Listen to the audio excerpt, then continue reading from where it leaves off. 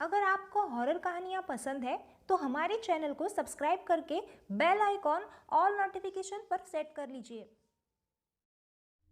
एक दिन मैं ऐसे ही एक रास्ते से चल रहा था और उस दिन मैं खुद को हल्का हल्का सा महसूस कर रहा था, जैसे कि मेरे अंदर कोई वजन ही ना हो।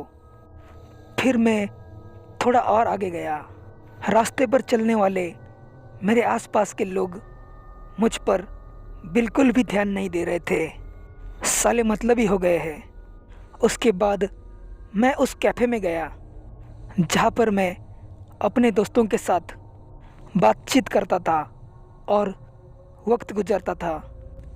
वहाँ पर मैंने मेरे सब दोस्तों से बात करने की कोशिश की, लेकिन उनमें से किसी ने मेरे से बात तो क्या, मुझ पर ध्यान तक नहीं दिया था।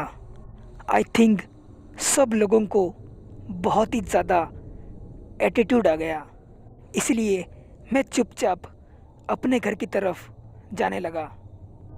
उसके बाद मैं घर जाकर देखता हूँ तो मेरी माँ सोफे पर बैठी थी और वो रो रही थी, पर मुझे पता नहीं कि वो क्यों रो रही थी।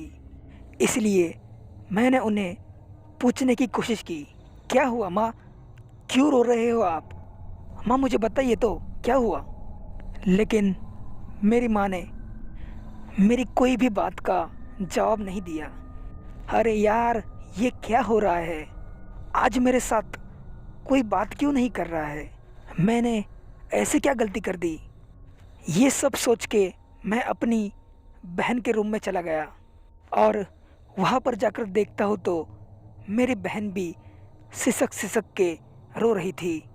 मैंने उसे भी पूछने की कोशिश की कि दीदी क्या हुआ, आप क्यों रो रहे हो?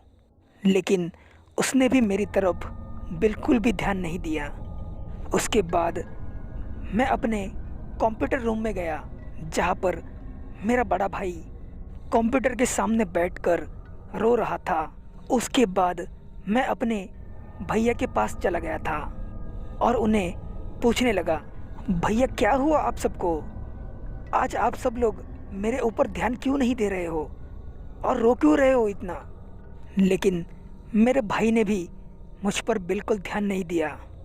अभी मैं उस रूम से जाने ही वाला था, तभी मेरा भाई अपने आप में कुछ बोलने लगा। वरुण मेरे भाई, तुम्हारी बहुत याद आ रही थी। तुम मुझे क्यों छोड़कर चले गए? तुमने अपने भाई बहन और माँ को अलग कर दिया। अब हम तुम्हारे बिना कैसे रहेंगे? वरुण मेरे भाई, तुम जहाँ भी हो, भगवान तुम्हें हमेशा खुश रखे। हाँ, मेरा ही नाम वरुण था। मेरे भैया की ये सब बातें सुनकर मुझे याद आ गया कि 2 दिन पहले मुझे अचानक हार्ट अटैक आ गया था और उसी की वजह से मेरी मौत हो गई थी। इसका मतलब मैं मर चुका था और तभी मैं सोचूं कि रास्ते पर कोई भी लोग या फिर कैफ़े में मेरे दोस्त और घर में भी मेरी फैमिली मुझे इग्नोर क्यों कर रही थी, क्योंकि मैं किसी को भी दिखाई नहीं दे रहा था, क्योंकि मैं मर चुका हूँ। उसके बाद मैं हर रोज़ मेरी माँ को, मेरे भाई को और मेरी बहन को मेरे लिए रोता हुआ देख रहा था। उनका ये दुख देखकर मेरा मन कर रहा था कि मैं उन्हें समझा सकूं, लेकिन मैं बस उन्हें देखने के सिवा कुछ भी नहीं कर सकता था, क्योंकि मैं मर चुका हूँ। लेकिन जैसे जैसे समय बीतता गया, वैसे वैसे मेरे फैमिली के हालात ठीक होते चले गए। धीरे धीरे मेरी फैमिली मेरे दुख से बाहर आती गई। मेरा बड़ा भाई फिर से अपना बिजनेस संभालने लगा। मेरी बहन फिर से कॉलेज में जाने लगी और मेरी माँ फिर से ऑफिस में मेरे भैया के साथ काम पर जाने लगी। इस तरह से मेरा दुखी परिवार फिर से हंसने खेलने और खुशी से रहने लगा। इससे बढ़िया बात मेरे लिए और क्या होगी। और उसके कुछ ही दिनों के बाद मुझे भी मुक्ति मिल गई।